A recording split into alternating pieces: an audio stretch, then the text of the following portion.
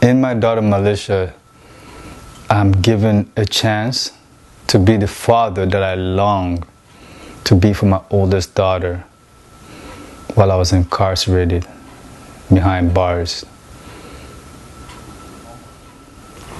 Raising these 3 children is more than just a responsibility. It's a form of redemption, a psychological ointment that I needed. I needed it to heal some of these wounds that I carried for far too long, silently.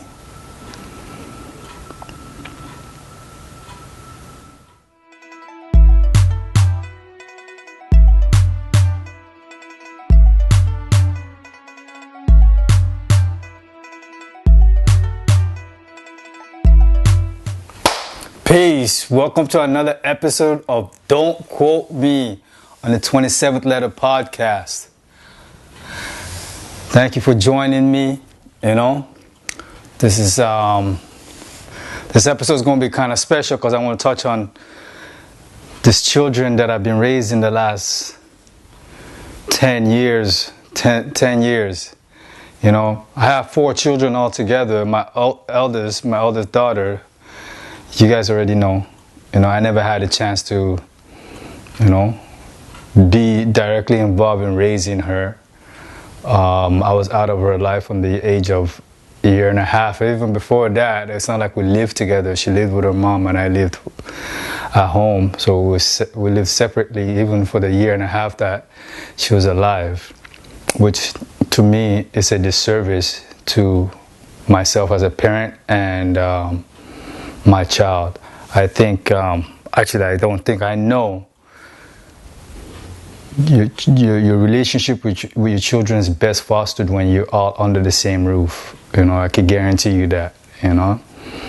There's too much obstacles and complications when your child lives in a different household from you. But let's get right into it. Coming out of prison, having the experience I had with the mother of my daughter and the lack of relationship and parental alienation that I had to deal with, I was scared straight to have more children or just even go through this whole process of having children with somebody, getting to know them, so on and so forth. But, things work out the way they work out. I was able to meet a wonderful woman, my empress, and she everything about her fit the bill to be the mother of my daughter. My daughter of my children. I stand here a witness to the symphony of life unfolding. These 3 children running up and down our hallways, making all kind of noise. But it's all a sweet melody to me. The chaos of it all is all a sweet melody to me. My heart swells with pure joy when I think about raising these children. And then I'm also I think about the past, how it held me back for so long. Like I said early on, I just thinking about having more children after what I experienced while I was incarcerated was daunting, But the past has a way of, coming back to haunt you even in the present as you're doing well, Because I never had the chance to raise my daughter, my oldest daughter, to adulthood, As I sit here and I watch my 10-year-old and my 9-year-old, Morocco and Masai, navigate through the tumultuous years of boyhood, I'm also reminded of how much they're begging and yearning for guidance at these tender age.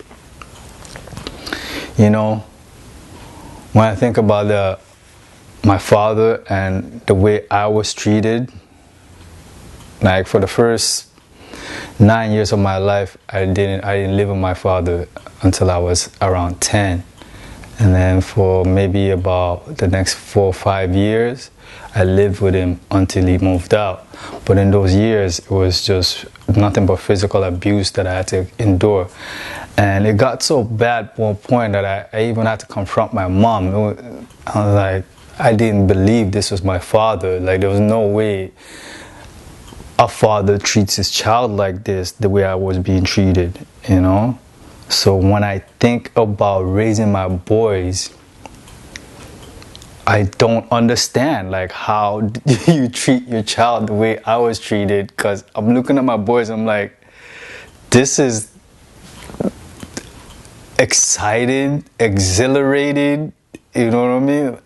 All the great words, elation, whatever word you want to fill in, I feel it with these boys, you know what I mean? The ups and downs of it all, I feel it with these boys. So I don't understand how my own father treated me the way he treated me. And sometimes I wonder what he went through as a child, you know, now that I'm an adult, you know. But with that being said, that's still no excuse, because I went through a lot. I went through what I went through as a child, but I'm not trying to continue that cycle at all, you know. So it's, you know, on a level angers me to think about it. You know, like, why did I get treated this way? Why? Like, I don't understand. I really don't understand, you know. So especially now that I have my own two boys, it's even more magnified, the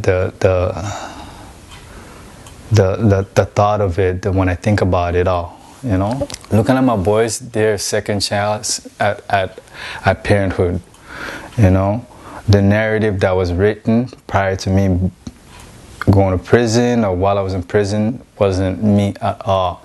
And raising these boys has given me a second chance to rewrite the narrative, you know, which I'm very, very grateful for. And then there's my 3-year-old daughter, Militia. Her laughter is such a precious gem in the tapestry of life. Raising this little girl, unlike my boys, because I never had the chance to raise my first child, my daughter, having this little girl in my life is full circle for me. I did not even realize I had wounds that needed to heal until this little girl came into my life. She was an ointment, you know, she's an ointment to wounds I didn't even know existed within me.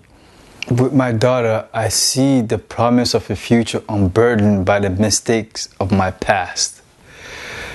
This little girl is a breath of fresh air to me being suffocated for so long as a father, you know, trying to raise a daughter from behind bars, getting the chance to do it in real time.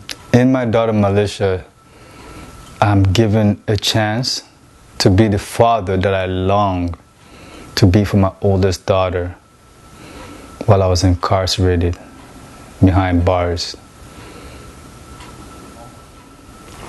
Raising these 3 children is more than just a responsibility. It's a form of redemption, a psychological ointment that I needed. I needed it to heal some of these wounds that I carried for far too long, silently.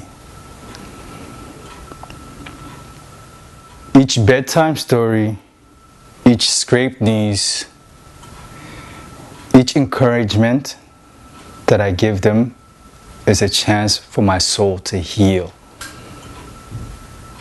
Through their eyes, I've rediscovered the world. The mundane and simplest of things are beautiful to me in every sense. With these children, I've rediscovered the world unfiltered, pure. The mundane and simplest things make parenthood that much more joyful for me. They've taught me the resilience of the human spirit, the capacity to redefine and restore oneself through the act of nurturing another. As I guide them through the maze of adolescence, I'm acutely aware of the influence I have as a father in their life. It's a chance for me to rewrite the narrative, to show them that love can conquer all, even from the darkest corners. Just to give you a little story about what this little girl means to me. The other day, I was at work. Her mom called me and said, hey, she just threw up a couple of times. She's up, she's not really going to sleep. So I'm like, okay, I'll be home soon. So I came home. She was still up. She had thrown up a couple of times. I don't know, she caught a little bug or something. She threw up a couple of times, and she said she didn't want to go to sleep because she was afraid of throwing up again. So when I came home, she got on my chest, lay down with me, got on my chest, and she fell asleep, which is something like it's almost automatic for her, because this is something I did with her from the first day she was born, skin to skin. She was always on my chest, falling asleep. So I guess she got a lot of comfort from that. But in doing so, my wife didn't get a chance to sleep well, so she's got to go to work in the morning. The way my schedule is, I'm able to work from home during the day. So she stayed home from daycare that day, obviously. And when I think about my oldest daughter, and I think about the days that she wasn't feeling well, and who was there, who wasn't, like, well, how was she taken care of? Because a lot of this was mystery to me, you know. Being there with my little girl right at that moment when she's not feeling well, and being able to nurture her back to health is magical to me, you know. The whole experience is magical, no matter how, you know, ugly it gets with snot coming out of her nose, or whether she has diarrhea, or whatever the case may be that she's going through. It's all beautiful to me. And I can't emphasize that enough. You know, just even sitting here, look at this picture of her. She didn't really have an appetite. This is the same day she wasn't feeling well. She stayed home with me. And she just felt, she was all clingy. Her little bowl of cereal that I made for her, she eats it dry. So she was like, you know what? I don't want to sit at the table. I need to sit with you, Daddy. And she came to sit on my chest on the couch as she ate her cereal. She was just looking for that warmth. You know, so again, as I sit there joyfully thinking about this experience of my daughter, then I think of my oldest daughter. It's really bittersweet what I go through with the contrast between the two daughters. You know, so yeah, that was a good, you know, that was a fun afternoon for us, and we just got to relax. She got to watch her favorite movies, Moana and Elemental. Those are her movies right now, you know. So, but yeah, that in a nutshell just tells you what this little girl means to me. You know, the boys mean a lot to me too. Don't get it wrong. Don't get it twisted. The boys mean a lot to me, but I think on a common sense level, we could understand why my little girl, Militia, is a little gem to me, you know. The joy of raising these children is a testament to the unconquerable spirit of the human. This is a story I share with you boldly and proudly on this podcast. This is a story of redemption and the profound beauty of a second chance. I hope you guys enjoyed my little thought process, soliloquy on my children. Now, this gets interesting. Check out this next video on how an anonymous neighbor called the cops on us, me in particular, while I was trying to sleep train my 3-year-old daughter this past summer. Yes. Somebody called the cops, peace officers, because they heard my daughter crying. And I'll tell you guys the story. Just click the link in this right here. All right? Peace.